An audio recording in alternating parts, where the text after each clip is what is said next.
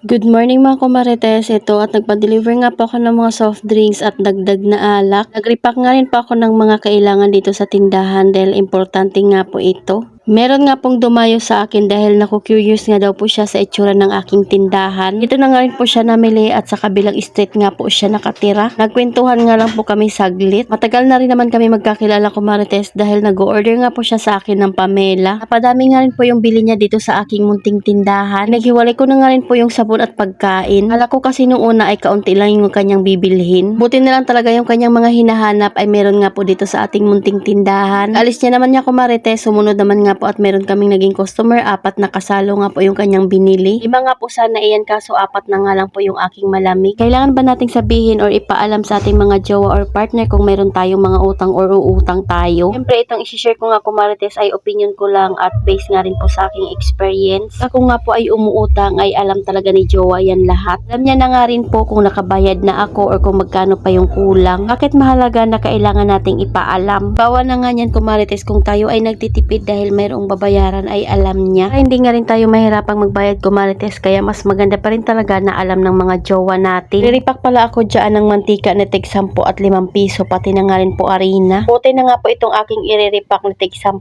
para nga po pag may bumili ng tingi ay meron akong maibibigay. 37 nga po yung benta ko sa isang buti ng ganitong mantika pero pag niripak mo nga siya ay magiging 45. Sa sukat naman ay tansya-tansya nga lang po yung aking ginagawa. Yung nasa malaking plastic ay tig 10 piso nga po iyon tapos yung pinakatira naman niya na kaunti ay tig 5. Na nga po tayo doon sa ating pinag-uusapan, dapat ba alam ni jowa ng ating mga utang? Minsan kasi ay hindi rin talaga maiwasan mag-request ng mga jowa natin ng masarap na ulam pero alam naman natin na lalagpas nga po iyon sa ating budget. Kaya mapapaliwanag ko nga sa kanya kung bakit kami ay magtitipid. Explain ko nga sa kanya na mayroong babayaran na ganito. At pag natapos naman namin yung aming bayaran ay sabay din kaming magse-celebrate. Pa rin talaga yung saya ko marites pag nakakabayad tayo. Kaya alam niya nga kung may babayaran ako o wala. Kaya hindi yan magrereklamo ko marites kung kami ay magtitipid. Hindi pa namin kaya yung plano namin gawin ay hindi na nga muna namin ipinipilit. Pag once na nakabayad ako ay paras din naman kaming masaya. Kaya importanteng alam ng jowa natin para matulungan ka rin sa pagbabayad. Abay malay mo kung may extra siyang pera ay ibibigay sa'yo para pangbayad. After kong magpack ng mantika ito at arena na naman nga po yung aking ibabalot. Kung wala pa nga po kayong arena ay subukan nyo ng magdagdag dahil mura lang naman ang puhunan nito. Kahit kalating kilo lang muna yung bibilhin mo ay pwede na nga po iyon at ibalot mo nga sa tig 5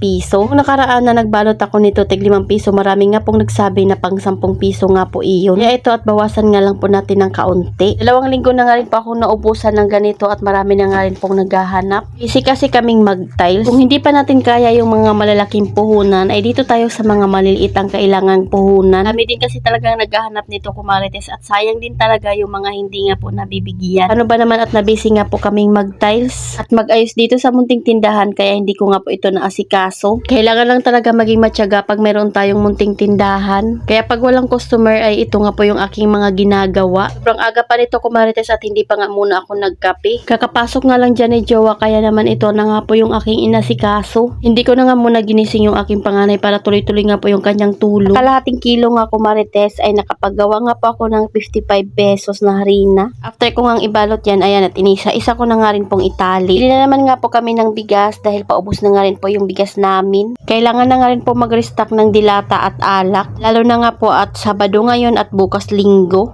Sigurado akong marami na namang mga tatay ang nauuhaw. So ito na nga po lahat ng aking nabalot. So ayun lang muna kumarites. Salamat sa panonood. Follow for more. God bless us. At sana i-share nyo na nga rin po itong aking video.